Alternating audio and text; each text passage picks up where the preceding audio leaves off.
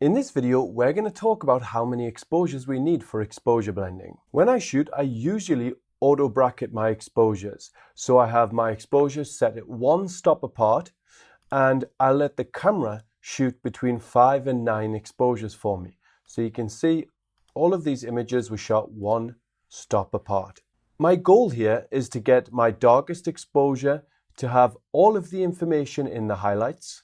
So there are no overly exposed areas unless it's shooting into the sun like this one. And there are no underexposed areas in my brightest exposure. So when you're shooting a scene, quickly look in your live view in your camera, go to the darkest exposure, make sure all the highlights are covered so we have no overexposed areas, and make sure in your brightest exposure all of the shadows are covered too so you have no clipped underexposed areas. Now when it comes to actually exposure blending, I almost never use more than 3 exposures. Exposure blending is different to HDR. In HDR, we can use more exposures like 5, 7, 9 in order to get a better final result.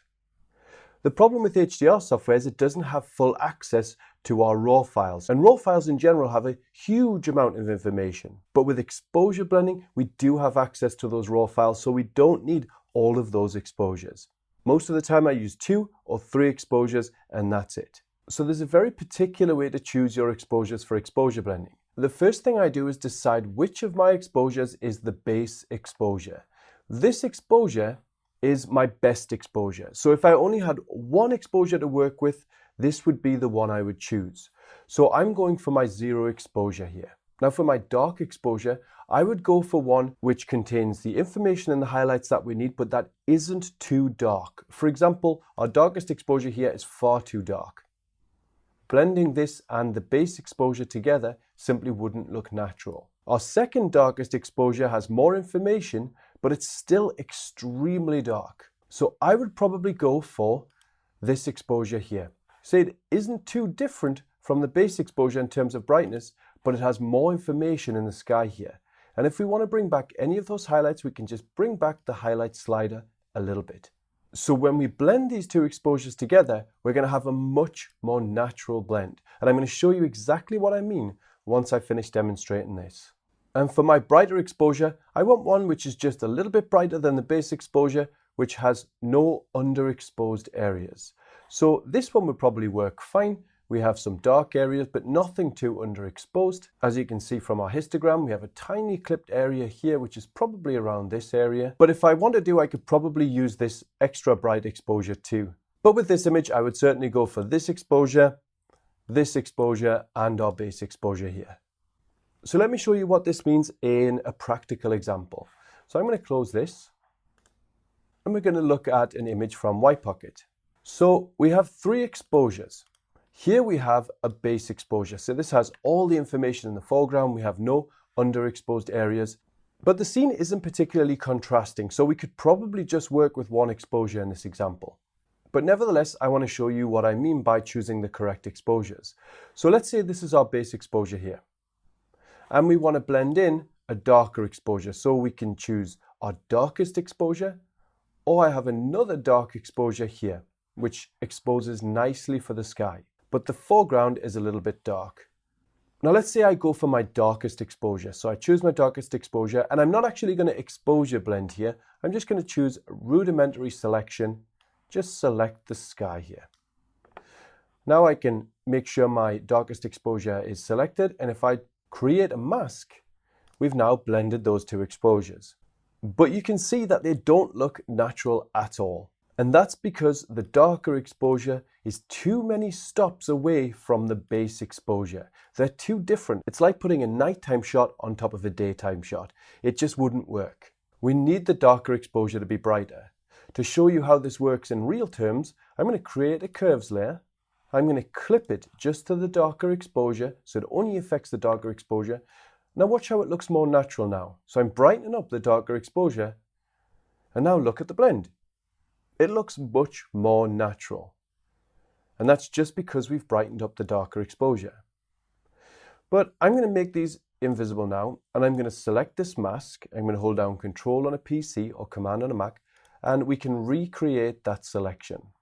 Then I select this other dark exposure, I create the mask on it and you see we have the same mask as before. Now look at how natural that blend is compared to the darker exposure from before. If I make that darker exposure visible, that's the first blend and that's the second blend. So it looks more natural because we used a darker exposure which wasn't too dark. So essentially I would blend this scene just with two exposures. The base exposure on the bottom here and then this darker exposure. Another image that I would use just two exposures on is this one here. See, we have a dark exposure on top, which is extremely dark in the foreground, but we have a good sky there. And the exposure underneath is a brighter exposure, but we have an overexposed sky. Now, after exposure blending, with just two exposures, we now come out with a much more balanced scene. So we didn't need 5, 6, 7 exposures to do that like we would in HDR. We can just use two exposures to come out with a really clean and balanced result.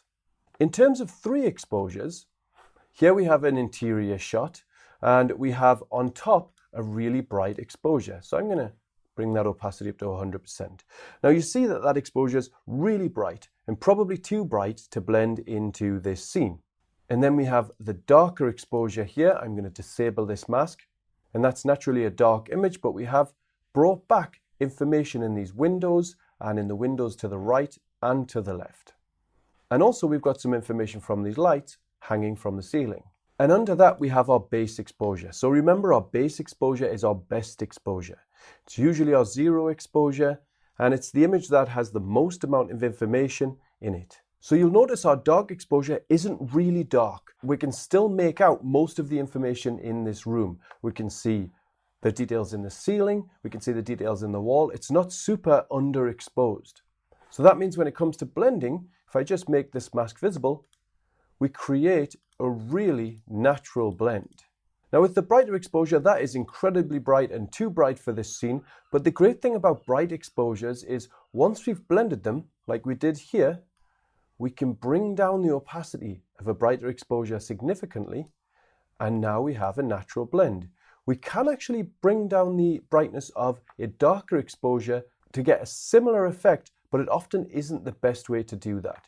So for example, if I go back to this image and I make my darker exposure visible, see if we bring down the opacity to around 31%, we still get quite a nice result.